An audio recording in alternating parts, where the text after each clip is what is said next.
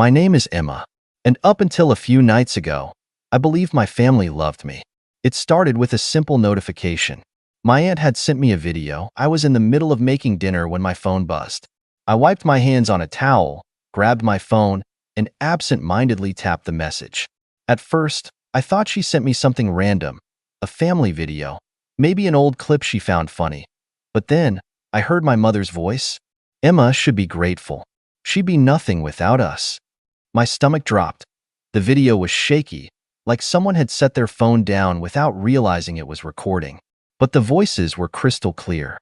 A pathetic failure, that's what Emma is, my father added with a chuckle. But at least she's good for something, paying our bills. Laughter, I gripped my phone tighter. If Emma ever stops sending money, my aunt, the same one who had just sent this, said with a smirk in her voice, we'll just guilt her into it. She's too soft to say no. My whole body went numb. Emma, my name. They weren't talking about some hypothetical person. They weren't joking around. They were talking about me. I had been helping them for years, paying their rent, covering their debts, sacrificing my own savings just to make sure they never struggled the way I did. And this is what they really thought of me.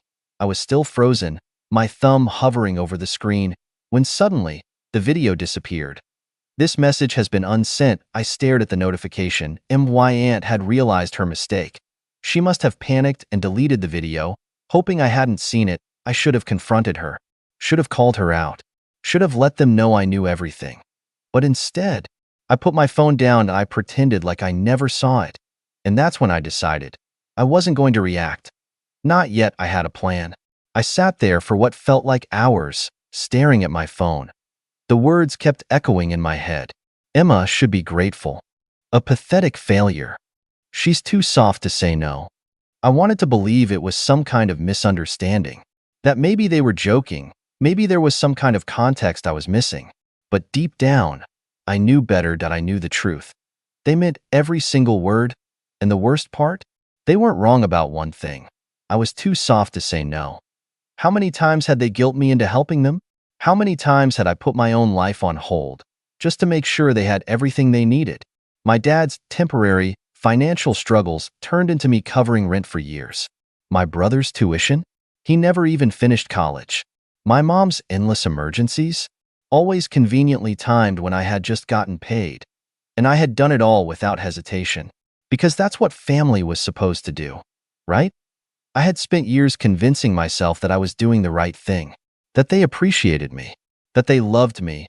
But that one video shattered every illusion I had left, and now, they thought they had gotten away with it. My aunt had unsent the message, probably breathing a sigh of relief, thinking I hadn't seen it.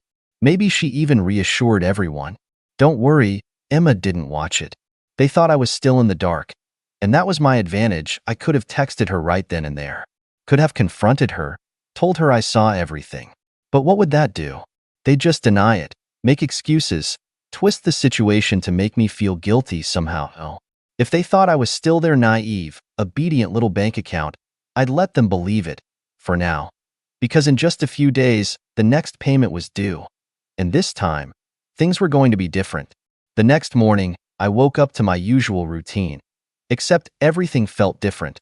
The sun still peeked through my curtains, my coffee still brewed like always, but there was this awareness in the back of my mind. Like I was seeing my life from the outside for the first time. My phone. A message from my mom. Mom, morning, sweetie. Just checking in. Hope you're doing well. I stared at the message. It was normal. Too normal. She never texted me just to check in. There was always a reason, always a request hidden somewhere. And sure enough, a few minutes later, Mom. Oh, by the way, rent is due soon. Can you send it by Friday? There it was. The same cycle, the same pattern. But this time, I wasn't going to play along. I typed out a response, my fingers hovering over the keyboard. My usual reply would be something like, of course, or no problem. Maybe I'd even apologize for taking too long, just to make sure they never felt inconvenienced. Not this time. That I erased everything and simply replied, me, I can't this month. I stared at the message for a few seconds before pressing send. I set my phone down and waited. 1 minute, 2 minutes. Buzz. Mom, what do you mean you can't? I could see the frustration through the screen. I had never said no before. I didn't respond right away. Instead, I took a sip of my coffee, letting her stew in her confusion. A few more messages came in. Mom texted, "Emma, this is serious. We're counting on you. You know we don't have another option right now." Another buzz? This time, my aunt. "Hey, sweetie, your mom is freaking out. Is everything okay?" I almost laughed. "Is everything okay?" Sure. Everything was great. I had spent years paying for their lives, and the one time I even hinted at stopping, they panicked. Not once did they ask if I was okay, if I needed help. It was never about me. It never had been. I took a deep breath and replied, "Me, I have some unexpected expenses this month. I can't send anything. Sorry." That was it. No explanation, no apology, and then I waited. What happened next told me everything I needed to know. The silence was deafening. For the first time in years, I had said no, and they didn't know how to handle it. I stared at my phone, watching the three little dots appear and disappear over and over.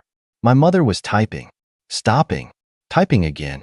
I imagined her sitting there, seething, trying to figure out the perfect way to manipulate me into changing my mind.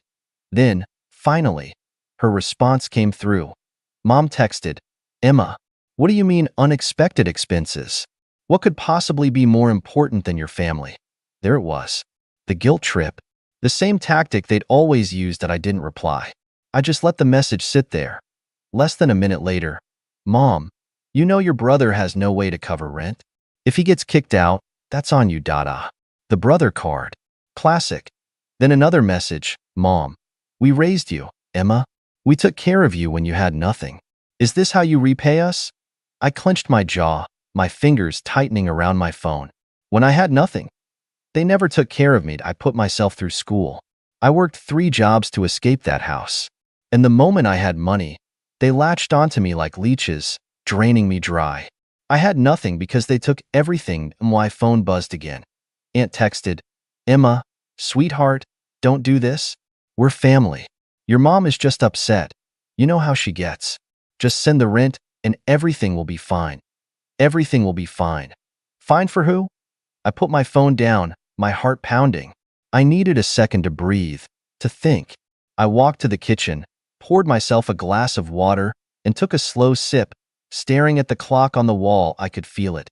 Something shifting inside me. For years, I had been scared of this moment. Scared that if I ever stopped paying, they'd hate me. They'd cut me off. They'd turn their backs on me. But now, I knew the truth. They never loved me. They loved what I could give them. And the moment that stopped, they would show me exactly who they were. I walked back to my phone, picking it up with steady hands. This time, the message was from my father. Dad texted, "Emma, I don't know what's gotten into you, but this is unacceptable. You're being selfish. This family needs you, and you're acting like some entitled brat. Grow up and do the right thing." There it was. The final mask slipping. No more fake sweetness. No more pretending to care. Just demands. I stared at the words, my heart pounding in my ears, and then another notification popped up. A voice message. From my aunt. My hands trembled as I hesitated, my thumb hovering over the play button. Something told me this was going to change everything. I hesitated. For a long moment, I just stared at the little play button on the screen. A voice message. From my aunt. My heart pounded against my ribs. She wasn't the type to send voice messages. If she had something to say, she usually sugar-coated it in text. Passive-aggressive, but with just enough fake sweetness to make me feel guilty. But this was different. Slowly, I pressed play. Her voice came through, sharp and impatient. "Emma, listen. I don't know what kind of game you think you're playing, but this isn't funny. Your mother is losing her mind. Your dad is furious. And honestly, I don't blame them. You've always been, well, a little ungrateful, but this is beyond selfish." I felt my stomach tighten, but I forced myself to keep listening. "You have a good job, don't you? You make more than any of us. You don't even need that money. Meanwhile, your family is struggling. And what? You just wake up one day and decide you don't care anymore?" A bitter laugh. "You owe them, Emma. After everything they've done for you." After all the sacrifices they made, they gave you life. And now, you're just going to walk away? Pretend they don't exist? What kind of daughter does that? She exhaled sharply, and for a second, I thought she was done. But then, you know what? Her tone darkened, colder now. If you really want to be that kind of person, fine. But don't expect them to forgive you. Don't expect to come crawling back when you realize how much you need them. Because once you cross this line, there's no coming back. The message ended. Silenced, I let the words settle, my thumb hovering over the replay button. My ears rang. My hands numbed. I should have felt scared. I should have panicked. I should have been scrambling to make things right, to fix this, to apologize. But instead, I felt calmed. I don't know. More than that, I felt free.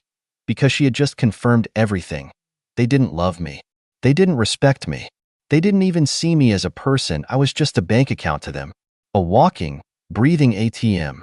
And the moment I stopped handing out money, I was nothing. And if that was the case, then maybe it was time to be nothing to them. My phone buzzed again. Another message from my mother. Mom, last chance, Emma. Send the rent. I stared at the message for a long, long time.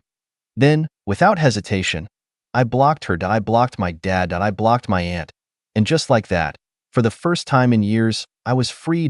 Or so I thought. Because the next day, my brother showed up at my door. The knock at my door sent a chill down my spine.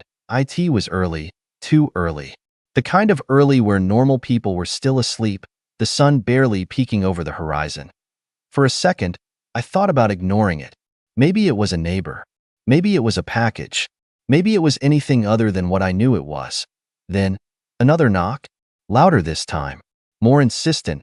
I took a slow breath, steeling myself, and walked to the door. My fingers hesitated on the handle, my heart hammering in my chest, and then I opened it. There he was. My brother. His face was twisted in something between anger and desperation, his clothes wrinkled like he hadn't slept. His eyes, God, his eyes, they were bloodshot, wild. Are you serious, Emma?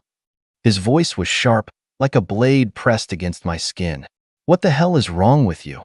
I blinked, keeping my expression neutral. Good morning to you too. He scoffed, running a hand through his already messy hair. Don't do that. Don't act like this isn't a big deal. You blocked everyone. Mom is freaking out. Dad's losing his mind. You're just, what? Cutting us off? Pretending we don't exist? I crossed my arms, leaning against the doorframe. I don't know, Jason. Maybe I just got tired of being treated like a piggy bank. His jaw clenched. Oh my God, not this again. Not this again? I let out a bitter laugh. Jason, I've been paying your rent for years. I've covered your bills, your food, even your stupid gym membership. And the one time I say no, the one time I set a boundary, Mom calls me a selfish brat. Dad says I'm unacceptable. And you show up at my door like I committed a crime. His lips parted like he was going to argue. But no words came out, so I kept going. And don't even try to pretend you care about me. I saw the video. His face went pale. For the first time, real fear flashed in his eyes. What video? I smiled, but it wasn't a kind one. You know exactly what video? Jason shifted on his feet, glancing away. His hands balled into fists. Look, it wasn't serious, okay? We were just joking. You're being dramatic. Joking? My voice was quiet now, but sharp as glass. You all sat around laughing, calling me a pathetic failure, saying I should be grateful for the chance to pay your bills. Do you know what that feels like, Jason? To hear your own family talk about you like that? He exhaled harshly, rubbing his face. Emma, come on. No. I cut him off. You come on. You want money? Get a job. You want someone to take care of you? Find someone else. Because I'm done. Silenced, he just stood there, staring at me. And for a second, I saw something flicker across his face. Something raw. But it was gone just as quickly. You don't mean that, he muttered. I held his gaze. Yes, I do. Another silence. Then, his expression hardened. His mouth twisted into something ugly. Fine, he spat. You want to be a selfish BTCH? Go ahead. But don't come crawling back when you realize you have no one left. Asterisk, and with that, He turned and walked away and I stood there, watching him go, my chest tight but my spine straight. Because he was wronged, I did have someone left, I had myself. But just as I closed the door, letting out a shaky breath, my phone buzzed. I glanced at the buzzing phone again, the familiar name flashing on the screen. It was my mother, but I wasn't going to pick up. Not this time. I had been at her mercy for so long. Her demands, her guilt trips, the way she'd used my own sense of responsibility against me, manipulating me into giving up everything I had just to keep her from falling apart. Not anymore. I turned the phone over, face down, and walked away. The truth was, I was done. Done with being the constant source of money, the safety net that kept my family afloat when they couldn't be bothered to make their own way in the world. Done with the lies and the manipulation. They'd never once asked how I was doing. Never once thought about the toll it took on me to be the one always picking up the slack. I had carried their weight for years. My mother's, my father's, my brother's. All of them acting like I owed them something. Like my life was just one long, endless repayment for everything they had sacrificed for me. But no one had ever asked what I needed, and no one had ever cared about me, and now I was taking control. But my decision didn't go unnoticed. The next morning, as I sat in my living room, the silence felt suffocating. The weight of my choice was starting to settle in, but there was no regret, no second guessing. I'd made the right decision. Then, my doorbell rang. I wasn't surprised. It was Jason. I could tell by the way he knocked, demanding, impatient. The last person I expected to show up, but somehow, not surprising, I opened the door slowly, keeping my face neutral. "Emma," he started, the usual arrogant tone gone, replaced by something almost pleading. "You need to listen to me." I didn't invite him in. I stood in the doorway, arms crossed. "I don't need to listen to anything you have to say, Jason." He blinked, taken aback. "Good. No, you don't understand." His voice softened, almost desperate. "Mom's freaking out. Dad's calling me, asking what's going on. They don't know how to fix this. You've cut us all off. You can't just leave us hanging like this." I scoffed, leaning against the doorframe. "Oh, I'm sorry. Did you think I was just going to keep enabling you? Keep paying for your rent, your bills, and pretending everything was fine? No, Jason. I'm done. I don't care how much you or mom or dad beg. I'm done playing the role of the family ATM." His eyes flickered with anger. "You're acting like we've never done anything for you. Like we're all just users, right?" I didn't flinch. "Oh, believe me, I know exactly what I've been to you all. I've been a cash machine, a free ride, and I'm tired of it." Jason's face twisted. "You can't just leave us hanging like this. You owe us, Emma." The words stung, but they didn't break me. They only made me more resolute. "I owe you? I've given you everything. I paid for your rent, your groceries, your bills, while you just sat there and watched me do it. And you want to talk about oh?" His fists clenched at his sides. "You'll regret this. You'll regret cutting us off." I couldn't help but laugh. "No, Jason, you'll regret it. Because I'm not the one who needs you anymore." Without waiting for a response, I slammed the door in his face. It felt good. But I knew the drama was far from over. Later that night, my phone buzzed again. I almost didn't want to check it, but the curiosity gnawed at me. It was from my dad. "Dad, we raised you, Emma. Don't think you can just walk away from everything we've done for you. You're making a huge mistake. Come back. We'll talk about it. We'll fix this." I could almost hear the desperation in his words. I sat there for a moment, the phone still in my hand. I could have ignored it. I could have blocked him too. But instead, I had a better idea. I wasn't just going to block them. I was going to make them pay for every single lie, every single moment they'd taken me for granted. And it was going to start now. I stood up, walked to my desk, and opened my laptop. It was time to send them a message they'd never forget. And so I started typing. I sat at my desk, staring at the screen of my laptop, my fingers hovering over the keys. I wasn't just going to sit back and let them waltz back into my life as if nothing had happened. No, I was done being the punching bag. This time, I was taking control. I thought back to everything I had done for them. All the payments I had made, the bailouts, the times I had swallowed my pride and helped them even when I knew I was the one being drained. No more. Now it was their turn to feel the sting of their actions. I opened my email and started typing. First, I gathered all the financial records, every payment I'd ever made for their bills, every bank transfer, every check I had sent over the years to help cover their mistakes. It was time to remind them of what they had taken from me. I included a note at the top of the email. Here's a detailed summary of everything I've done for you over the years. I'm done being your lifeline. I'll no longer be your ATM, and I'll no longer let you make me feel guilty for choosing myself. Consider this my final invoice. You don't owe me anything anymore, but you will owe yourself the realization of how much I've sacrificed, all because I thought family was supposed to help each other, not drain each other. Then, I attached the receipts, the bills, the payments that I hit send. But that wasn't the end. Not by a long shot. I logged into the family group chat where they used to keep me on edge with their complaints, their endless demands. I scrolled through the messages, reading the ones where they'd claimed they needed me, where they'd guilt me into helping them.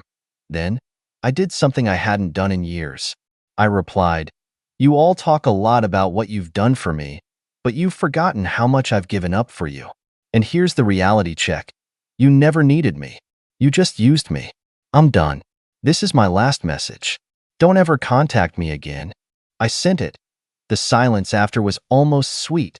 I leaned back in my chair, letting the weight of the decision wash over me. For once, there were no more phone calls, no more guilt trips, no more pretending that they had any power over me. They could keep their manipulations, their lies, their empty promises. I was free, but just as I thought it was over, I received one last message from Jason. "You're making a mistake, Emma. You'll regret this. Family sticks together." I smiled to myself. I knew he was just trying to get under my skin, but this time, it didn't work that I didn't need them. I had my life, my freedom, and that was enough. It wasn't the dramatic blow-up I'd imagined. It wasn't some grand confrontation, but in its own way, this was even better. I had taken control without anyone seeing it coming. And the best part? They didn't get to hold any power over me anymore. Yes, I turned off my phone for the night. A sense of peace settled over me. I didn't have to play their game. I didn't have to keep sacrificing myself for people who didn't appreciate me. It wasn't revenge in the way I had expected.